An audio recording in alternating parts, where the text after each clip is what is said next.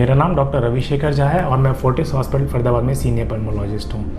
Asthma और COPD में use होने वाली एक कॉमन डिवाइस जिसको हम ड्राई पाउडर इनहेलर कहते हैं, उसको हमें सही तरीके से यूज़ करना बहुत ज़रूरी है, क्योंकि अगर आपने अपने इनहेलर डिवाइस को सही तरीके से यूज़ नहीं किया है तो उसको जहाँ पर एक्ट करना है, जो कि आपकी एयरवेज है, वहाँ पूरी तरह से नहीं पहुँच पाती और आपकी डिजीज़ पूरी तरह से कंट्रोल में नहीं आ पाती।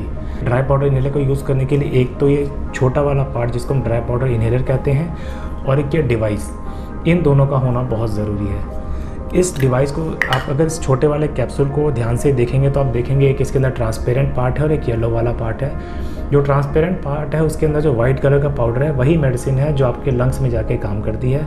इसमें मेडिसिन के साथ एक टेक्लोज नाम का एक और पदार्थ मिला हुआ है जो मेडिसिन का कैरियर होता है, जो आपके लंग्स तक डायरेक्ट मेडिसिन पहुँच कर डिपोजिट करने में हेल्प करता है। DPI डिवाइस है, इसको यूज़ करने के लिए सबसे पहले आपको इसको इस तरह से ओपन करना होता है। जब आपने इसको ओपन किया तो इसके साइड में आप देखेंगे दो ऐसे प्रेस करने के लिए बटन लगे हुए हैं। इन दोनों बटन से अंदर की तरफ पिंस निकल के आती हैं।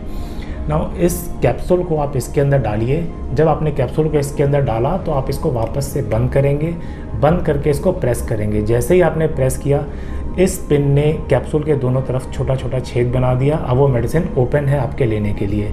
उसके बाद आप इसको डिवाइस को मुंह के अंदर ऐसे लगा के रखेंगे। लगाने के बाद तेज़ी से आप सांस अंदर खींचेंगे। जब आप सांस को अंदर खींचते हैं तो मेडिसिन में से कैप्सूल घूमने की एक रैटलिंग साउंड आती है। इसका मतलब आपके सांस लेने की स्पीड सही है।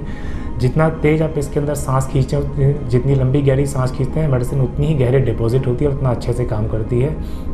एक बार आपने गहरी लंबी सांस खींची, उसके बाद सांस को 10 काउंट करने तक होल्ड करके रखिए। फिर नाक से वापस से आप सांस छोड़ दीजिए। सांस छोड़ने के बाद आपको अगला जो स्टेप करना है वो इसको बाहर निकाल के आप इस कैप्सूल को डिवाइस को वापस ओपन करके कैप्सूल को डिस्कार्ड कर देंगे नीचे की तरफ और इसको कैप को बंद करके आप साइड में रख देंगे। अगला स्टेप आपको कुल्ला करना है। जब भी आप कोई भी इनहेलर डिवाइस यूज़ करते हैं, चाहे वो MDI हो चाहे DPI हो, मेक श्योर आप माउथ रिंस करना ना भूलें, क्योंकि माउथ रिंस करने से ही आप लोकल साइड इफ़ेक्ट को कम कर सकते हैं।